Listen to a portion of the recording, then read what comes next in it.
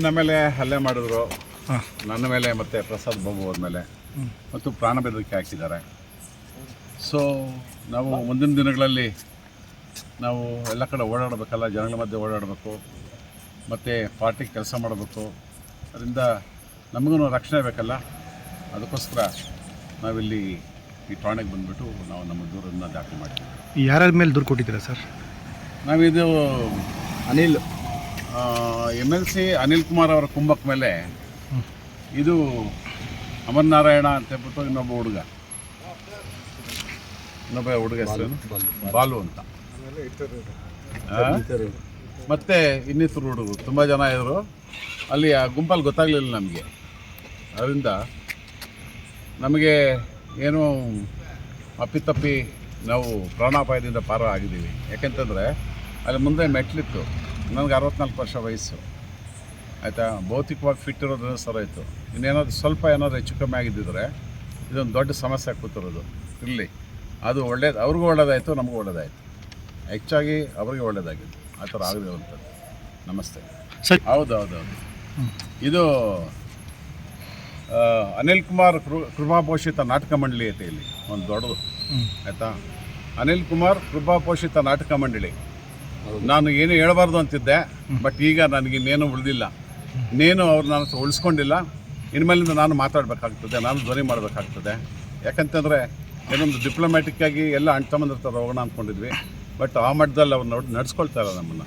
ಜಿಲ್ಲಾ ಕಾಂಗ್ರೆಸ್ ಕಮಿಟಿ ಅಂತಂದರೆ ಅವರಿಗೆ ಕೆಲವರಿಗೆ ಎಲ್ಲ MLA ಗಳಂತ ಹೇಳಾರೆ ನಾನು, ಆಯಿತಾ. ಕೆಲವರಿಗೆ ಅವ್ರಿಗೇನಾಗಿದೆ ಅಂತಂದರೆ ವಿರೋಧ ಪಕ್ಷದ ಥರ ಅಂದ್ಕೊಬಿಟ್ಟಿದ್ದಾರೆ. ಅವರು BJPನ ವಿರೋಧ ಮಾಡೋದಿಲ್ಲ, ದಳನ ವಿರೋಧ ಮಾಡೋದಿಲ್ಲ. ಅವ್ರು ವಿರೋಧ ಮಾಡೋದು ನಮ್ಮನ್ನು. ಹಿಂದೆ ಸಕ್ರಿಯವಾಗಿ ಕಾಂಗ್ರೆಸ್ ಪಾರ್ಟಿಯಲ್ಲಿ ಕೆಲಸ ಮಾಡ್ತಿರೋಂಥವ್ರು ವಿರೋಧ ಮಾಡ್ತಿರೋಂಥದ್ದು. ಸರಿ, ಅಲ್ಲ ಚಾನ್ಸ್ ಕೊಟ್ಟರೆ ಎಚ್ಚೆತ್ಕೊಂಡೋದು ಅಂತಂದರೆ ಬೇಡ, ಇದು ಅಂತಃ ಕಲಹ ಬೇಡ, ಇದೊಂದು ಕುಟುಂಬ ಕಲಹ ಅನ್ನೋ ರೀತಿಯಲ್ಲಿ ನಾವು ಅಂದ್ಕೊಂಡಿದ್ವಿ. ಬಟ್ ಇದೇನಾಯಿತು ಅಂತಂದರೆ ಇದು ನಮ್ಮ ಸುಮ್ಮನಿರೋದೇ ನಮ್ಮ ದೌರ್ಬಲ್ಯ ಅಂತ ಭಾವಿಸಿರೋಂಥ ಜನ ಇವರು. ಅದರಿಂದ ಇದು ನಾವು ಇನ್ನೂ ನಮ್ಮ ಇದನ್ನ ದೌರ್ಬಲ್ಯ ಅಂತ ಮನಗಾಡಬೇಕಾಗಿಲ್ಲ. ನಾವು ಎಷ್ಟೇ ಮೌನವಾಗಿದ್ದರೂ ಸಹ ನಾವು ಹೋರಾಟದಿಂದ ಬಂದಿರುವಂಥವ್ರು ನಾವೆಲ್ಲ. ನಮಗೂ ಅಷ್ಟೇ. ಆಮೇಲೆ ನಾವು ಇದನ್ನು ರಾಜ್ಯಾಧ್ಯಕ್ಷರ ಗಮನಕ್ಕೆ ತರ್ತೀವಿ, ಆಮೇಲೆ ಕಾಂಗ್ರೆಸ್ ವರಿಷ್ಠರ ಗಮನಕ್ಕೆ ತರ್ತೀವಿ, ಆಮೇಲೆ ಜನತೆಯ ಗಮನಕ್ಕೆ ತರ್ತೀವಿ, ಕಾರ್ಯಕರ್ತರ ಗಮನಕ್ಕೆ ತರ್ತೀವಿ, ಎಲ್ಲರ ಗಮನಕ್ಕೂ ತರ್ತೀವಿ. ಪತ್ರಕರ್ತರು ತಾವು ಸಹ ಒಂದು ಜನ ಮತ್ತು ನಮ್ಮ ನಾಯಕರ ನಡುವಿರೋಂಥ ಒಂದು ಮಾಧ್ಯಮ ಮಿತ್ರರು ನೀವು. ತಮಗೂ ಸಹ ನಾವು ಈ ವಿಚಾರನ ಹೇಳ್ತೀವಿ. ನಾವು ಮುಲಾಜ ಇಲ್ಲ ಇನ್ಮೇಲಿಂದ. ಏನಾಗ್ಬಿಟ್ಟತು? ಏನೂ ಆಗೋದಿಲ್ಲ. ನಮ್ಮದೇ ಆದಂಥ ಸ್ವಂತ ಖಾಸಗಿ ಜೀವನಗಳಿದ್ದಾವೆ, ನಮ್ಮದೇ ಆದಂಥ ವ್ಯಾಪಾರ ವಹಿವಾಟುಗಳಿದ್ದಾವೆ, ನಮ್ಮದೇ ಆದಂಥ ಅಭಿರುಚಿಗಳಿದ್ದಾವೆ. ನಾನೊಬ್ಬ ಸಾಹಿತ್ಯದ ವಿದ್ಯಾರ್ಥಿ ಇದ್ದೀನಿ. ನಾನು ಕಲ್ಚರಲ್ಲಾಗಿ ನಾನು ತೊಡಸ್ಕೊಂಡಿದ್ದೀನಿ. ನಾನು ಸಾಂಸ್ಕೃತಿಕವಾಗಿ ತೊಡಸ್ಕೊಂಡಿರೋ ಮನುಷ್ಯ ನಾನು ಅಲ್ವಾ. ಆ ಥರದಿಂದ ರಾಜಕಾರಣ ನನಗೆ ಮುಖ್ಯ ಅಂತ ಅನಿಸ್ತಾ ಇದೆ. ಆದರೂ ಸಹ ಆಯಿತಾ, ನಾನು ರಾಜಕಾರಣ ಬಿಡೋದಿಲ್ಲ. ಆಯಿತಾ, ಅಂದ್ಕೊಂಡಿರೋ ದೋಷಃ ಇವರೆಲ್ಲನೂ ಆಯಿತಾ, ಇವರೆಲ್ಲನೂ ಹೆದರು ಬಿಟ್ಟು ಕಾಂಗ್ರೆಸ್ ಪಕ್ಷಕ್ಕೋ ಇಲ್ಲಂತಾರೆ ಅಧ್ಯಕ್ಷ ಸ್ಥಾನಕ್ಕೆ ರಾಜೀನಾಮೆ ಕೊಟ್ಟೋಗ್ಲಿ ಅನ್ನೋ ತಾರಕ್ಕೆ ಕತ್ತಿಸ್ಕೋಂಥ ಕೆಲಸ ಮಾಡ್ಬೋದು ಇವರು. ಸರ್ವತ ಆಗೋದಿಲ್ಲ ಅದು. ಇನ್ನೂ ಸ್ಟ್ರಾಂಗ್ ಆಗ್ತೀನಿ, ಪಕ್ಷ ಕಟ್ತೀನಿ. ಜನ ನಮ್ಮ ಪರ ಇದ್ದಾರೆ, ನಿಜವಾದ ಕಾರ್ಯಕರ್ತರು ನಮ್ಮ ಪರ ಇದ್ದಾರೆ. ಇವತ್ತು ಅಲ್ಲೇ ಮಾಡಿದವ್ರು ಯಾರಿದ್ದಾರೆ ಅವ್ರ ಮುಖ ಸಹ ನಾನು ನೋಡಲಿಲ್ಲ. ಒಂದು ದಿವಸನೂ ಸಹ ನಾನು ಕಾಂಗ್ರೆಸ್ ಕಚೇರಿಯಲ್ಲಿ ಅವ್ರ ಮುಖ ನೋಡಲಿಲ್ಲ.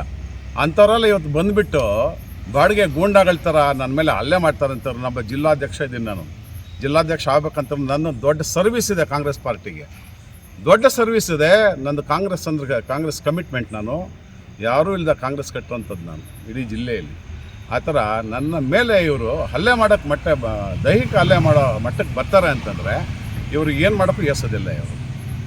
ಇಷ್ಟು ಹೇಳೋಕ್ಕೆ ನಾನು ಇಷ್ಟಪಡ್ತೀನಿ. ಮುಂದಿನ ದಿನಗಳಲ್ಲಿ ಇನ್ನೂ ಕೆಲವು ವಿಚಾರಗಳನ್ನು, ಆಂತರಿಕವಾದಂಥ ವಿಚಾರಗಳನ್ನ, ನೋವನ್ನು, ಪಕ್ಷದಲ್ಲಿ ನಾನು ಪಟ್ಟಂಥ ಅವಮಾನಗಳನ್ನ, ನೋವುಗಳನ್ನ ನಾನು ಜನಗಳ ಮುಂದೆ ಹೇಳ್ತೀನಿ. ಮಾಧ್ಯಮಗಳ ಮುಖಾಂತರ ನಾನು ಮಾತಾಡ್ತೀನಿ. ನಾನು ಪಕ್ಷ ನಮ್ಮ ಜೊತೆ ಇದೆ, ಕಾರ್ಯಕರ್ತರು ನಮ್ಮ ಜೊತೆ ಇದ್ದಾರೆ, ನಿಜವಾದ ಕಾರ್ಯಕರ್ತರು ನಮ್ಮ ಜೊತೆ ಇದ್ದಾರೆ, ಕಾಂಗ್ರೆಸ್ನ ವರಿಷ್ಠರು ನಮ್ಮ ಜೊತೆ ಇದ್ದಾರೆ, ಹೈಕಮಾಂಡ್ ನಮ್ಮ ಜೊತೆ ಇದ್ದಾರೆ. ಆದ್ದರಿಂದ ನಾನೇನು ಹೆದರಬೇಕಾಗಿಲ್ಲ, ಓಡೋಗ್ಬೇಕಾಗಿಲ್ಲ. ಅರ್ಥ ಆಯ್ತಾ?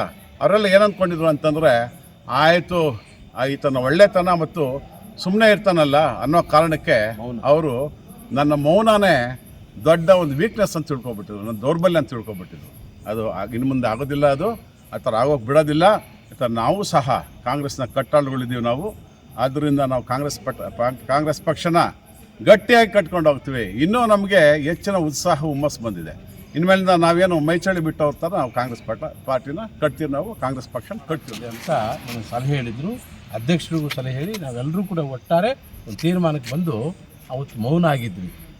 ನಾವು ಕೂಡ 25-30 ವರ್ಷಗಳಿಂದ ರಾಜಕೀಯದಲ್ಲಿ ಅನೇಕ ಗುಣವಂತ ನಾಯಕರ ಜೊತೆ ಬೆಳೆದಿರ್ತಕ್ಕಂಥವ್ರು. ಇದು ಒಳ್ಳೆಯದಲ್ಲ. ಅನಿಲ್ ಕುಮಾರ್ ಅವರಿಗೆ ನಾನು ಮನವಿ ಮಾಡ್ಕೊಳ್ಳೋದು, ಕೆ ಎಚ್ ಮುನಿಯಪ್ಪನವರಂಥ ಧೀಮಂತ ನಾಯಕ, ಒಬ್ಬ ಮೌನ ನಾಯಕ, ಒಬ್ಬ ದೈವ ಸಂಭೂತ ನಾಯಕನ ಜೊತೆ ಬೆಳೆದಿರ್ತಕ್ಕಂಥವ್ರು ಈ ಥರದ ಈ ಜಾತಿಗಳ ಮಧ್ಯೆ ವೈಷಮ್ಯ ತರ್ತಕ್ಕಂಥದ್ದು ಈಗ ಇನ್ನೂ ಉದಯೋನ್ಮುಖವಾಗಿ ಬೆಳೀತಕ್ಕಂಥ ಸಂದರ್ಭ ಒದಗಿ ಬಂದಿರುವಾಗ ಗಲಾಟೆಗಳು ಮಾಡಿಸಿ, ಹೊಡೆದಾಟ ಮಾಡಿಸಿ, ಕಾಂಗ್ರೆಸ್ಸಿಗಿರ್ತಕ್ಕಂಥ ಘನತೆ ಗೌರವವನ್ನು ಜಿಲ್ಲೆಯಲ್ಲಿ ಹಾಳು ಮಾಡ್ತಕ್ಕಂಥ ಕೆಲಸಕ್ಕೆ ಕೈ ಹಾಕಿರ್ತಕ್ಕಂಥದ್ದು ಒಳ್ಳೆಯದಲ್ಲ. ಈಗಲೂ ಕೂಡ ಅವರು ಈ ಮುಂದಿನ ದಿನಗಳಲ್ಲಿ ಕೋಲಾರ ಜಿಲ್ಲೆಯಲ್ಲಿ ಕಾಂಗ್ರೆಸ್ಸನ್ನು ಸದೃಢವಾಗಿ ಕಟ್ಟಬೇಕು ಅಂದರೆ ನಮ್ಮ ಜೊತೆ ಕೈ ಜೋಡಿಸ್ಬೇಕು. ಆ ಕೈ ಜೋಡಿಸಿದ ದಿವಸ ಮುಂದಿನ ದಿನಗಳಲ್ಲಿ ಕಾಂಗ್ರೆಸ್ಸನ್ನು ಕಟ್ತಕ್ಕಂಥ ಬೆಳೆಸ್ತಕ್ಕಂಥ ಕಾರ್ಯ ಆಗ್ತದೆ. ಈ ಥರ ಕಾಂಗ್ರೆಸ್ಸನ್ನು ಕಟ್ಟಿ ಬೆಳೆಸಿದಂಥವರ ವಿರುದ್ಧ ದೈಹಿಕ ಹಲ್ಲೆಗಳನ್ನು ಮಾಡ್ತಕ್ಕಂಥದ್ದು ಅದು ಒಳ್ಳೆಯದಲ್ಲ ಅಂತ